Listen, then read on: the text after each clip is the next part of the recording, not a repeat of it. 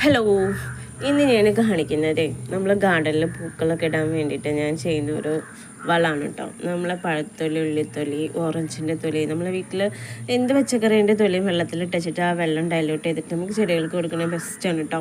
പ്രത്യേകിച്ച് പഴത്തൊലി, ഉള്ളിത്തൊലി, ഉരുളക്കിഴങ്ങിൻ്റെ തൊലി, ഓറഞ്ചിൻ്റെ തൊലിയൊക്കെ ചെടികൾക്ക് നല്ലതാണ് അതിൻ്റെ വെള്ളം ഉപയോഗിക്കുന്നത് കേട്ടോ. അപ്പോൾ അതിൽ കൂടെ ഞാനൊരു 3 ടേബിൾ സ്പൂണ് നമ്മൾ MPK കൂടി ആഡ് ചെയ്ത് കൊടുക്കുന്നുണ്ട്. MPK 19 കേട്ടോ ഞാൻ ഇവിടെ ഉപയോഗിക്കുന്നത്.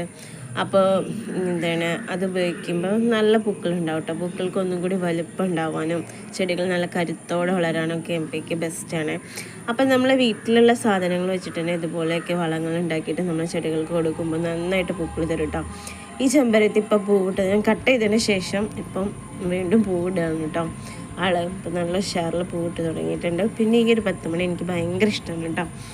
അപ്പം നമ്മുടെ പൂക്കളൊക്കെ അടിപൊളിയായിട്ട് ഇങ്ങനെ ഇപ്പം ഉണ്ടായിക്കൊണ്ടിരിക്കും. നിങ്ങളെ പൂന്തോട്ടത്തിലൊക്കെ ഇതുപോലെ പൂക്കളൊക്കെ ഉണ്ടാവുന്നില്ലേ എന്നൊക്കെ ഒന്ന് കമൻറ്റ് ചെയ്യാം കേട്ടോ.